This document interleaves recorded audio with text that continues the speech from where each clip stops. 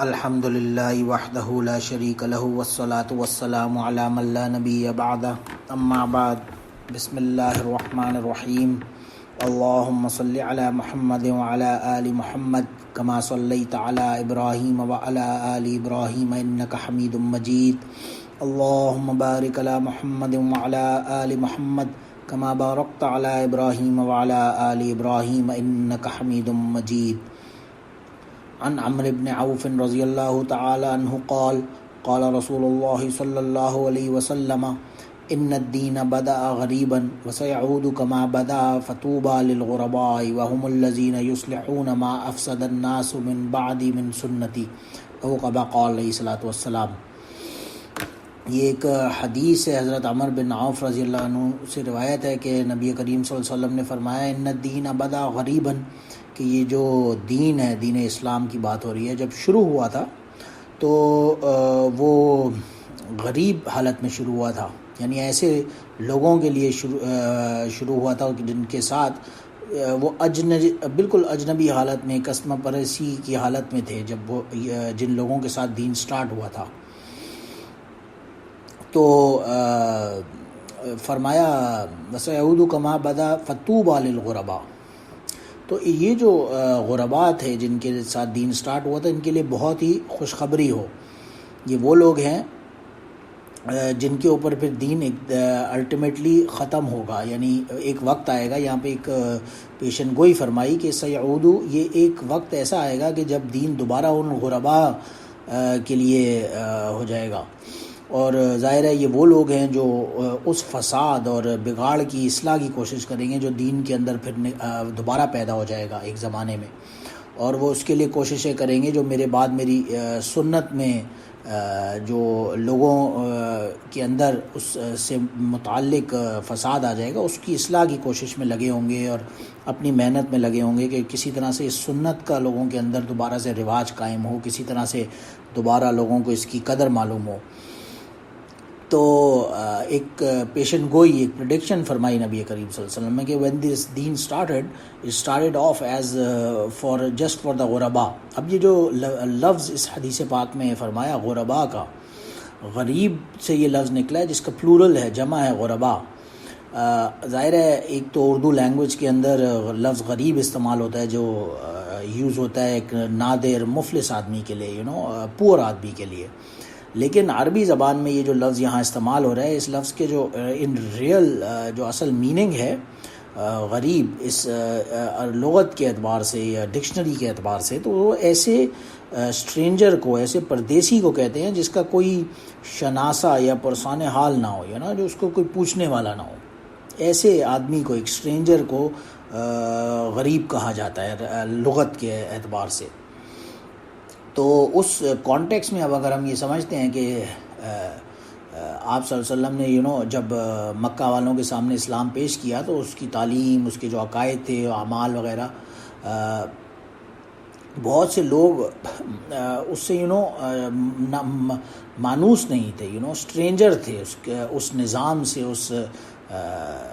جو ایک code of life نبی کریم صلی اللہ علیہ وسلم نے پیش کیا، وہ ان کے لیے بہت ہی ایک اجنبی سا کوڈ آف لائف تھا۔ اور ظاہر ہے اس وقت ایسے یہ لوگ جو تھے یہ غریب الوطن پردیسی کی طرح تھے جس کے کوئی یعنی جان پہچان نہ ہو، یہ کون تھوڑے بہت لوگ کونے پہ بیٹھے ہوئے اس اسلام کے لیے علم بردار کھڑے ہوئے ہیں مکہ کے اندر، تو ان کی کوئی اوقات، ایک کوئی ان کی سارٹ آف لوگوں کی نظر میں ویلیو نہیں سمجھ میں آتی تھی، لوگوں کو، لوگ انہیں اسٹرینجر سمجھتے تھے یا غریب غربا جنہیں کہا گیا۔ تو ظاہر ہے نبی کریم صلی اللہ علیہ وسلم نے اس روایت کے اندر اسی سے بالکل ایسوسیٹ کرتے ہوئے ایک پیشن گوئی فرمائی، ایک پریڈکشن دی کہ ایک وقت آئے گا کہ جو مسلمانوں کی غالب اکثریت ہوگی، میجورٹی آف مسلمز جو ہوں گے، وہ بالکل گمراہانہ رسوم اور غلط طور طریقوں کو اپنا لیں گے، اور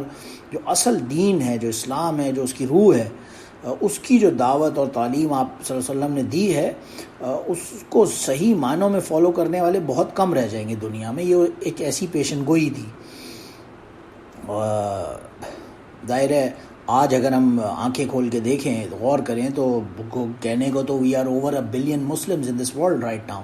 ابھی 1.25 کے 1.5 ارب کے قریب مسلمانوں کی تعداد کوانٹٹی وائز ہو، لیکن ظاہر ہے ان کی کوئی حیثیت، کوئی اوقات نہیں ہے بظاہر دنیا میں. اور کیا وجہ ہے کہ انہوں نے اصل دین کو چھوڑ دیا ہے. بے تو کی جو روایات ہیں، رسمیں ہیں، مثال کے طور پہ قبر پرستی ہے، جو کہ بالکل کیٹیگوریکلی شرک ہے. اور ایون نماز، روزے جیسے، زکوٰۃ جیسے جو بنیادی جو پلرز آف اسلام ہیں ان کو چھوڑ کے بیٹھے ہوئے ہیں. اور اسی وجہ سے پھر امت میں فساد آیا ہوا ہے، اور جھوٹے مقدمات، جھوٹی گواہی دینا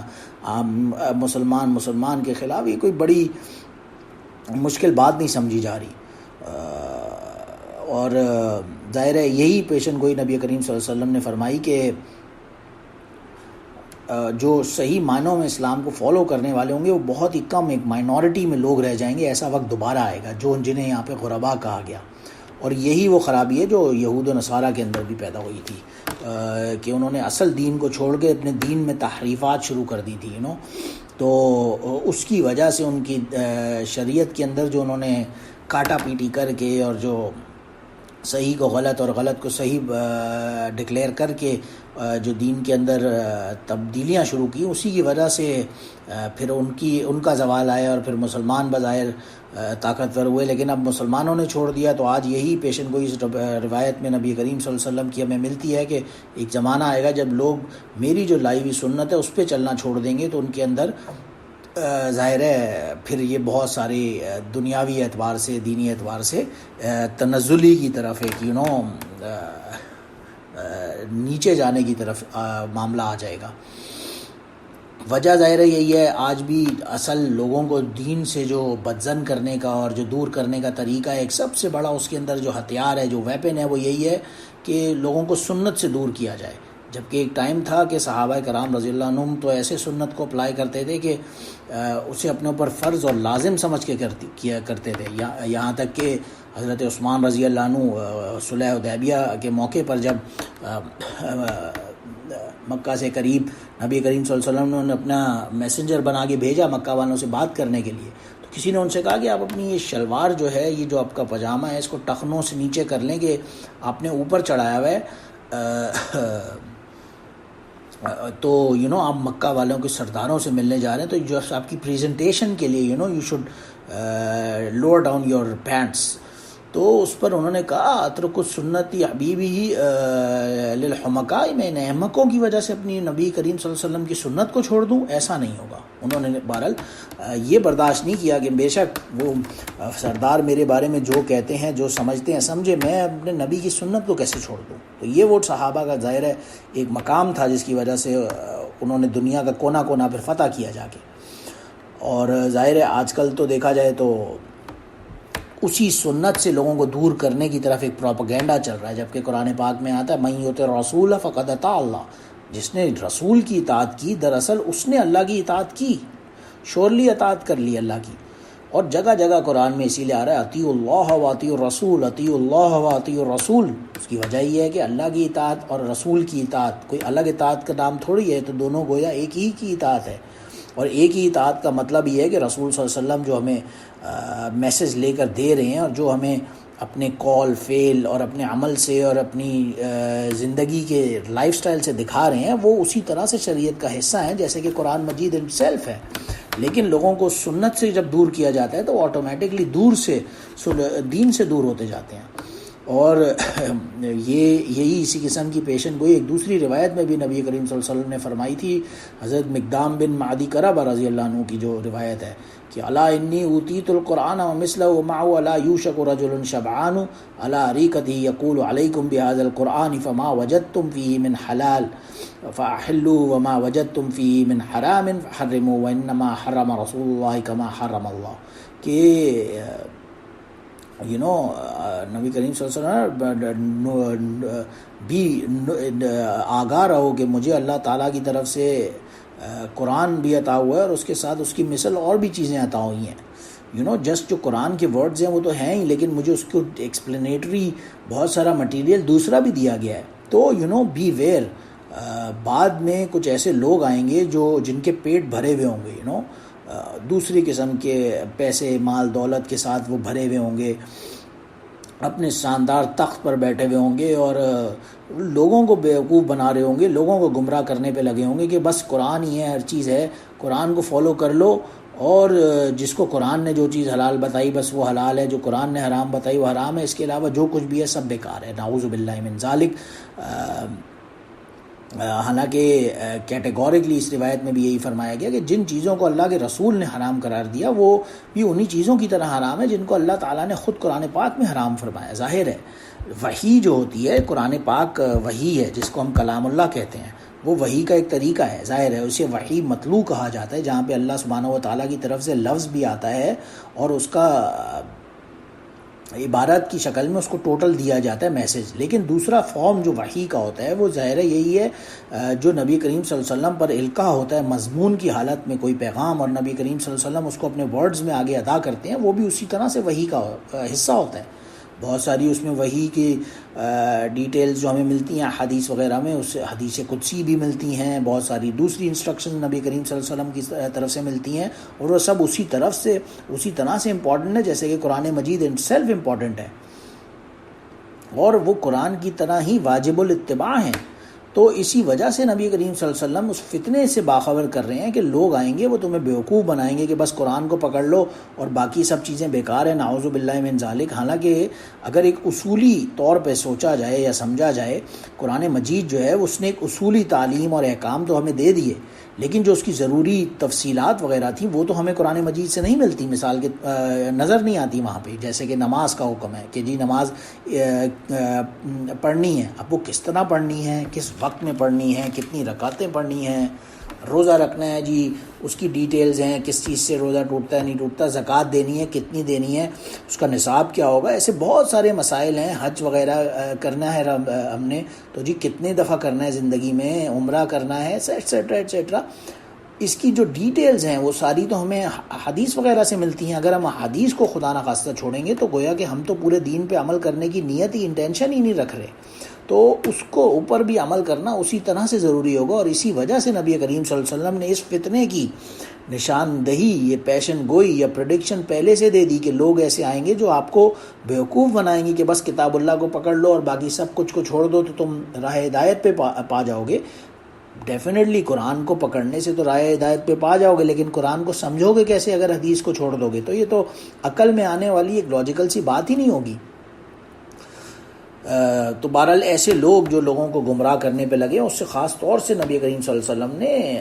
تنبیہ دی کہ فرمائی کہ ایسے ان سے دور رہو جو تمہیں کہتے ہیں کہ بس قرآن کو پکڑ لو اور اس کے علاوہ جو کچھ بھی ہے وہ سب کسی کام کا نہیں ہے، نعوذ باللہ من ذالک۔ اللہ میں ایسے لوگوں سے محفوظ فرمائے، کیونکہ قرآن کی طرح حدیث بھی، سنت رسول صلی اللہ علیہ وسلم بھی اسی طرح سے امپورٹنٹ ہے۔ اسی لیے قرآن پاک میں آتا ہے وَمَن یُطِعِ الرَّسُولَ فَقَدْ أَطَاعَ اللَّهَ، جس نے رسول کی اطاعت کی گویا کہ اسی نے اللہ سبحانہ و تعالیٰ کی اطاعت کی۔ اور اسی طرح سے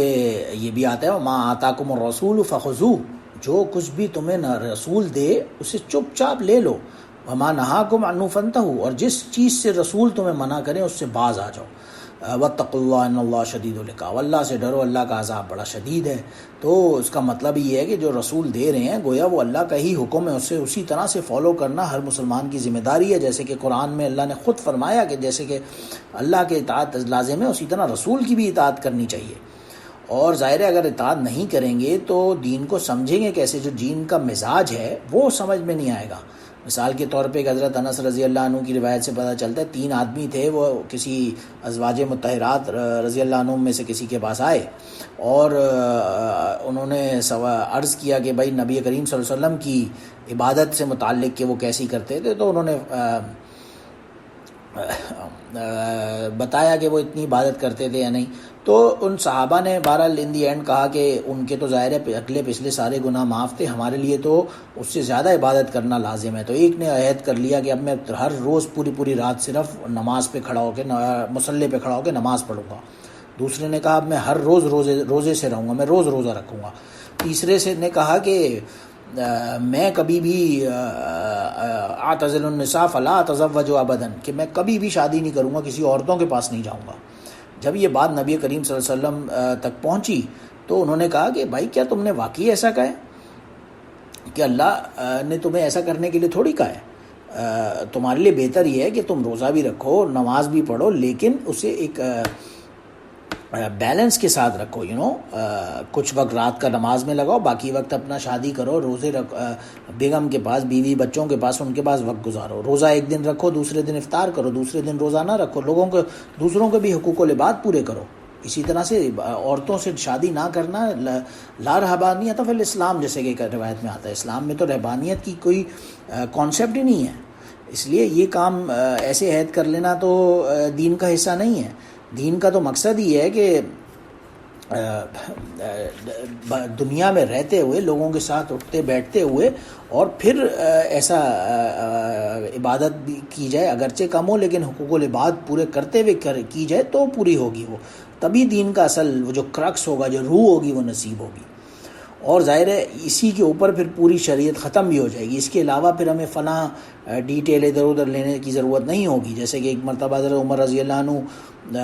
تورات کا کہیں انہیں نسخہ ملا تو وہ پڑھنے لگے، اس پر نبی کریم صلی اللہ علیہ وسلم کا تھوڑا موڈ آف ہونے لگا، تو جب ابو بکر رضی اللہ عنہ بھی تشریف فرماتے انہوں نے غور کیا تو انہوں نے کہا سکلت کا سواکل، کہ بھائی یہ کیا کر رہے ہو، نبی کریم صلی اللہ علیہ وسلم کو یہ بات پسند نہیں ہے کہ اب رسول جو دے رہے ہیں تعلیمات، بس اس کو فالو کرنا ہم پر لازم ہے۔ اسی وجہ سے ایک روایت میں آتا ہے بھائی اگر یہ اہل کتاب والے تمہیں کچھ بتا رہے ہیں، کوئی انفارمیشن دے رہے ہیں تو اسے مان لو، لیکن اس کی تصدیق بھی نہیں کرو، اسے ڈینائی بھی نہیں کرو، لا تکذبوہم، اس کو جھٹلاؤ بھی نہیں، لا تصدقوا، اس کی تصدیق بھی نہیں کرو کہ 100% سچ ہے، مگر اس کو جھٹلاؤ بھی نہیں، ہو سکتا ہے وہ سچ کہہ رہے ہیں، ہو سکتا ہے وہ جھوٹ کہہ رہے ہیں، ظاہر ہے کیونکہ اتنی ساری ڈیفرنٹ فارمز میں تعریفات ہو چکی ہیں کہ آپ اس کے بارے میں کچھ کہہ نہیں سکتے۔ لیکن ایک بات جو رسول اللہ صلی اللہ علیہ وسلم نے خاص طور سے فرمائی، جو عبداللہ بن عمر رضی اللہ عنہ کی روایت شریف میں موجود ہے، لَيَأْتِيَنَّ عَلَىٰ أُمَّتِي كَمَا أَتَىٰ عَلَىٰ بَنِي إِسْرَائِيلَ خُذُوا النَّعْلَ بِالنَّعْلِ، کہ بنو اسرائیل کا جو حال تھا میری امت پر وہی حال آئے گا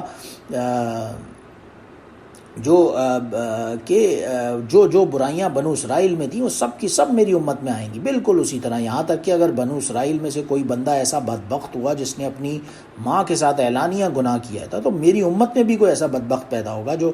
ایسا گناہ کرے گا،